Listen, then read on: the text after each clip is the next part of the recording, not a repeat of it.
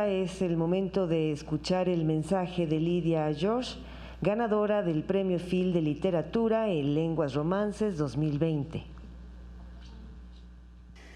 Daqui, de Lisboa, Casa da América Latina, saúdo todos os que nos estão a seguir nesta que é uma das maiores festas do livro e da literatura do mundo. Pessoalmente, regozijo-me por poder participar numa cerimónia tão simbólica. Na verdade, a literatura é uma carta que enviamos para longe. Longe no tempo, longe no espaço. Às vezes a literatura chega ao seu destino. Às vezes existem notícias de volta. Quando se aproxima o fim do verão na Europa, a direção da Feira Internacional do Livro de Guadalajara costuma anunciar em qual das 8 línguas românicas encontrou um imaginário literário merecedor de ser distinguido.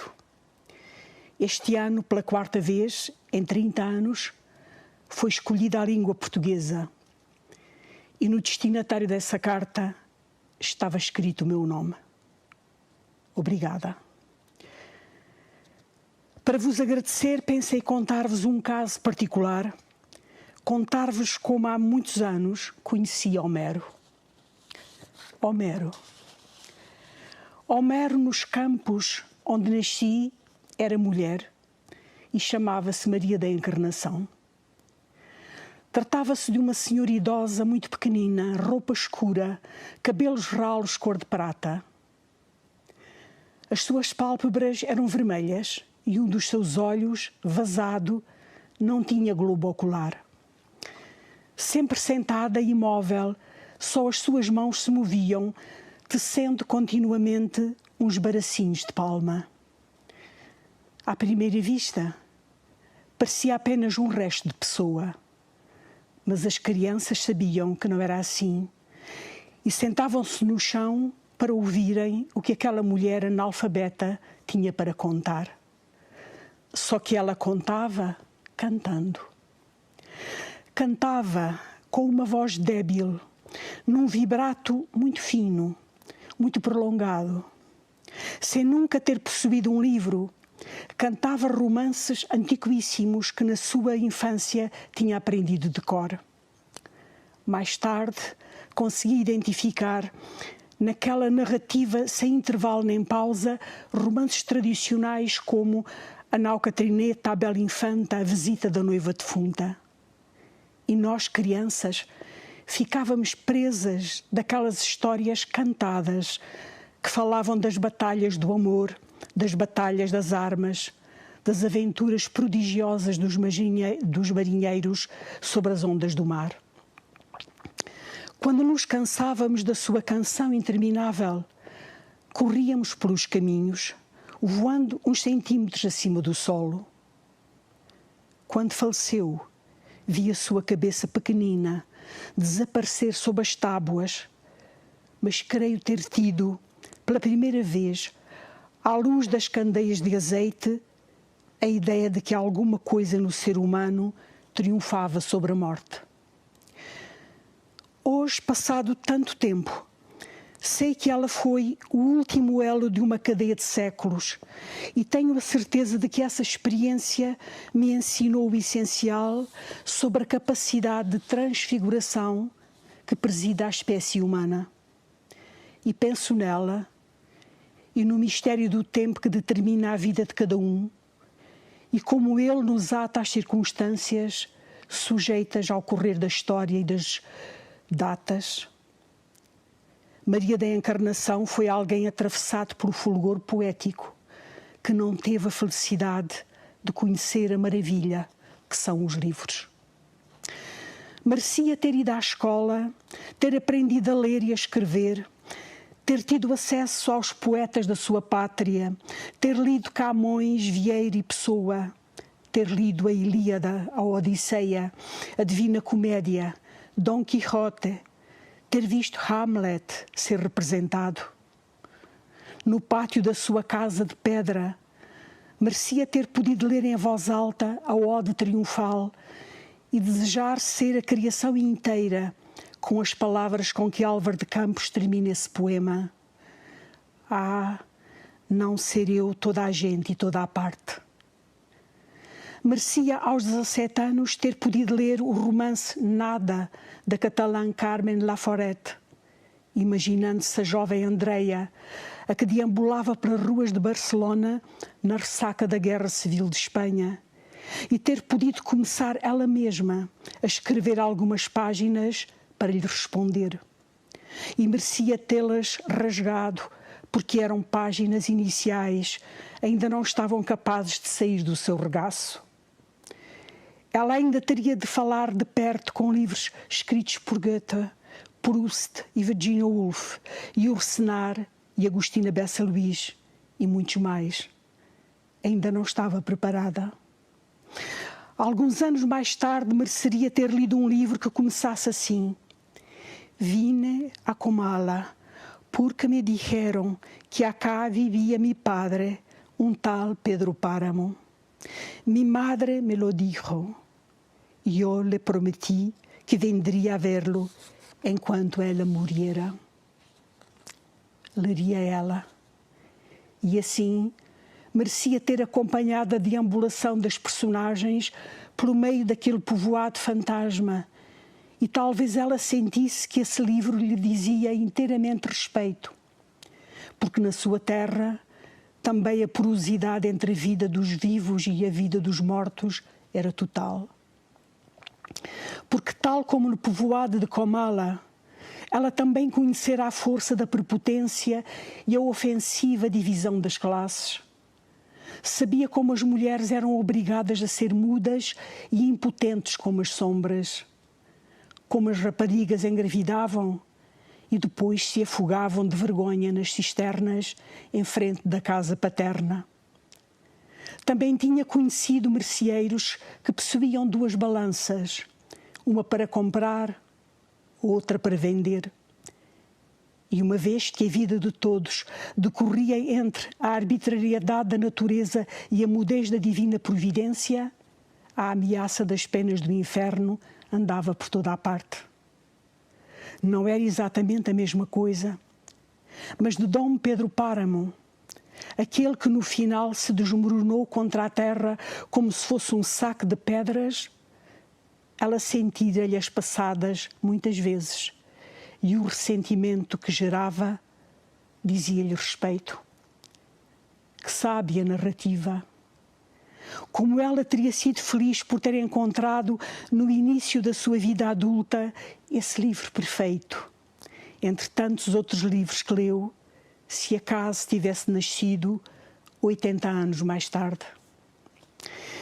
Ela que não teve acesso a livro nenhum, como bem diria este nosso tempo, em que não só dispomos de bibliotecas contendo milhares de livros, como quando nos apetece, consultámo-los um a um no espelhinho de um aparelho que metemos no bolso do nosso casaco.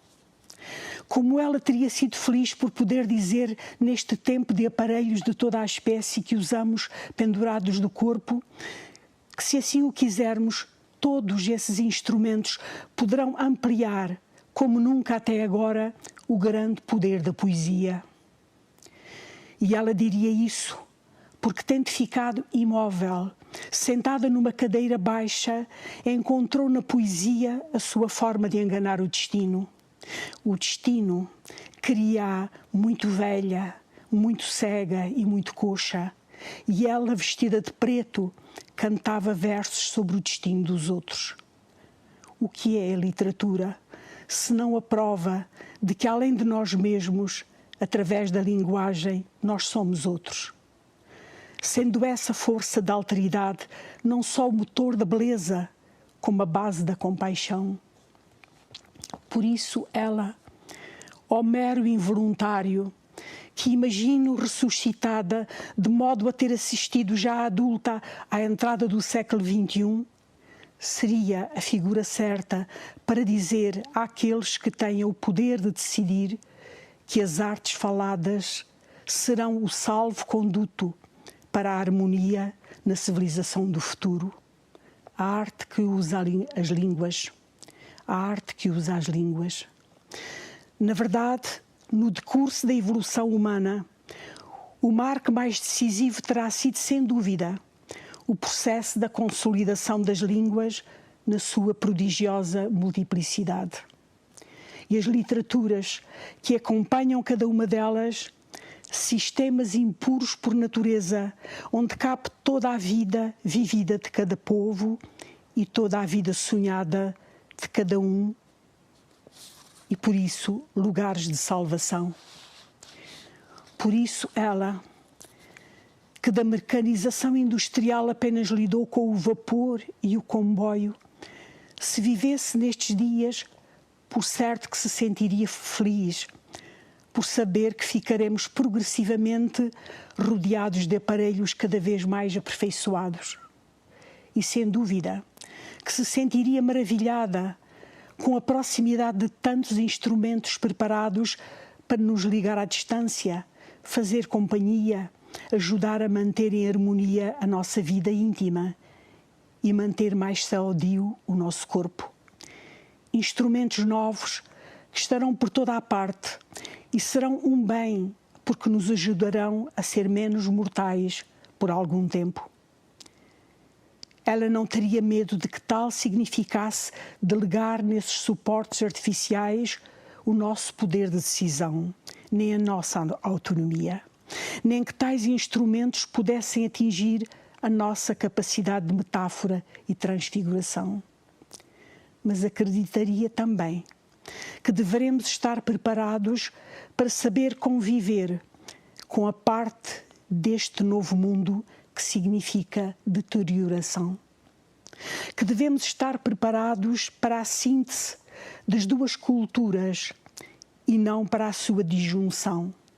Preparados para não deixar que a nova cultura tecnológica expulse de nós o que foi conquistado pelo poder da arte e civilização do livro. Ela sabe. Ela passou fome e passou frio. Foi contemporânea das duas guerras mundiais. Por isso ela sabe que a esperança, ao contrário do otimismo, tem o dever do aviso. Se Homero mulher tivesse nascido em meados do século XX, seria natural que nos advertisse que em breve, pelo poder dos aparelhos, todos poderemos estar conectados e isso será bom, o que não quer dizer que estejamos necessariamente juntos. Que iremos, por certo, receber cada vez mais informação, mas poderemos estar cada vez menos informados. Isto, diria ela, se pudesse ter nascido 80 anos mais tarde e talvez pudesse ter lido Carlos Fuentes, que falou da nossa humanidade inacabada, o tal processo de humanização de que falava José Saramago. E a partir desse conceito lapidar, que nos define como seres em construção que ainda não chegaram ao seu destino, talvez ela tivesse escrito algumas páginas reclamando uma nova utopia, ainda que a soubesse inalcançável. Uma utopia mansa, de paz e de beleza, sem fraudes e sem sangue.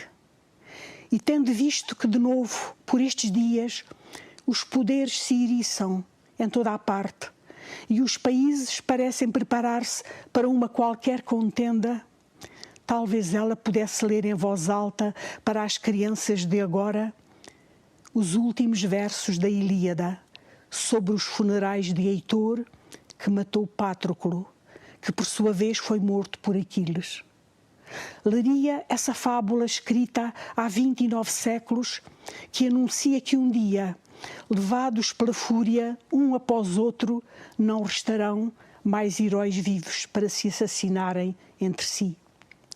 Talvez ela lesse esses longos hexâmetros com a mesma voz timbrada com que cantava às crianças a história da Laurindinha infiel. Se ela tivesse nascido mais tarde e tivesse ido à escola e à universidade e tivesse viajado à volta da Terra e tivesse, porventura, escrito livros. Ou talvez Maria da Encarnação, pensando no tempo presente, em que os deuses parecem ter ficado para sempre trancados lá nos seus palácios reais, deixando os homens ao abandono para se entenderem entre si, livres de se fazerem irmãos ou inimigos. Talvez lesse aos jovens que a procurassem o aviso que consta de um certo livro colombiano, escrito nos anos 60, que termina assim: estava previsto que a cidade dos espelhos seria arrasada pelo vento e desterrada da memória dos homens no instante em que Aureliano Babilônia acabasse de decifrar os pergaminhos e que tudo o que estava escrito neles era irrepetível desde sempre, porque as estirpes condenadas a 100 anos de solidão não tinham uma segunda oportunidade sobre a terra. Teria ela lido.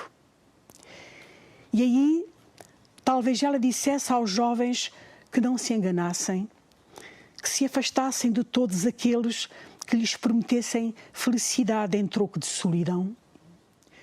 Ou, por outras palavras, que se afastassem de todos aqueles que lhes prometessem aparelhos em vez de companhia, monólogos em vez de falas, ruído em vez de música, gritos em vez de canto, garatujas em vez de mensagens, slogans em vez de sabedoria, negócios em vez de amor. Ela que talvez nunca tenha folheado um livro, agora, na iminência de perdê-lo, compreenderia como essa escultura de papel que fala sem ruído é um objeto perfeito. Muito mais perfeito do que as sondas que vão a Marte e rondam Neptuno, teria dito ela. Mas estas também seriam as palavras que eu mesma gostaria de ter proferido aí, no sítio próprio, perto das infindáveis filas de jovens que visitam, como em nenhum outro lugar da Terra, a Feira do Livro em Guadalajara. Muito obrigada.